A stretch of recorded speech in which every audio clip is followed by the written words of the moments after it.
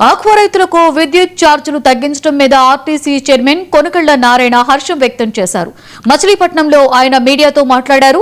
Aqua రైతులకు విద్యుత్ unit charge 3.5 రూపాయల నుండి రూపాయిన్నరకు తగ్గించడం సంతోషం కలిగించింది అన్నారు.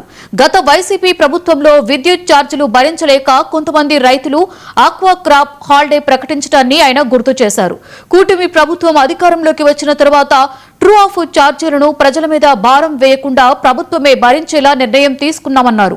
మీడియా సమావేశంలో డీసీఎంఎస్ చైర్మన్, టీడీపీ జిల్లా అధ్యక్ష కార్యదర్శులు, జిల్లా గ్రంథాలయ సంస్థ మాజీ చైర్మన్, మున్సిపల్ మాజీ చైర్మన్, మార్కెట్ యార్డ్ చైర్మన్, మాజీ జెడ్పీటీసీలు తదితరులు పాల్గొన్నారు.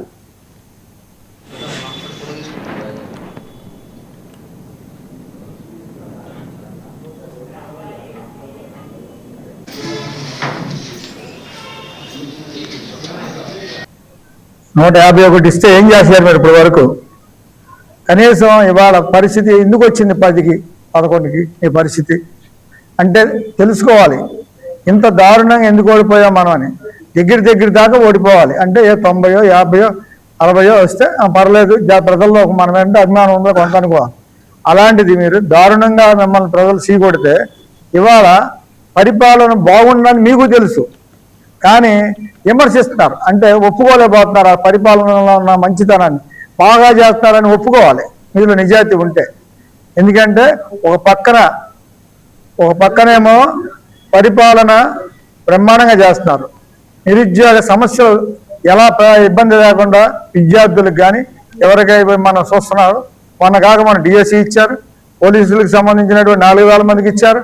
ఇదే కాకుండా ఐటీ రంగాలు తీసుకొచ్చి గొప్పగా తీర్చిదిద్దుతున్నా. ఇప్పుడు వైజాగ్లో కావచ్చు, అమరావతి శరవేగంగా వెళ్తుంది. ఇవన్నీ మీరు చూస్తున్నారు. చూసి తట్టుకోలేక ఏదో ఒకటి బురదలుతున్నారు. ఇవాళ ప్రజలు చాలా తెలివిగా ఉన్నారు, అందరూ చూస్తున్నారు.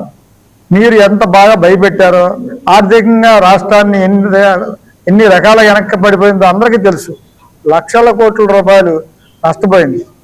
కనుక మీ యొక్క పరిస్థితిని అవగాహన చేసుకుని ప్రజలు ఇంకా మీరు స్థానిక ఎలక్షన్లు వస్తాయి దగ్గర ఏదో మీరు బయటకు వచ్చి మాట్లాడుతున్నారు.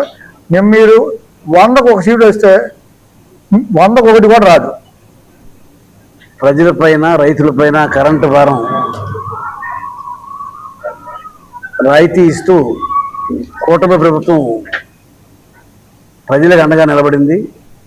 ఎన్నికల ముందు ఇచ్చిన వాగ్దానం ప్రకారంగా ఆక్వా రైతులకి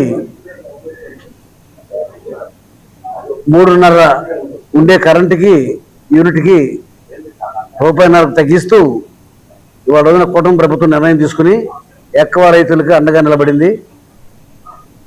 ఆర్థికంగా రాష్ట్రంలో ఇబ్బందులు ఉన్నప్పటికీ కూడా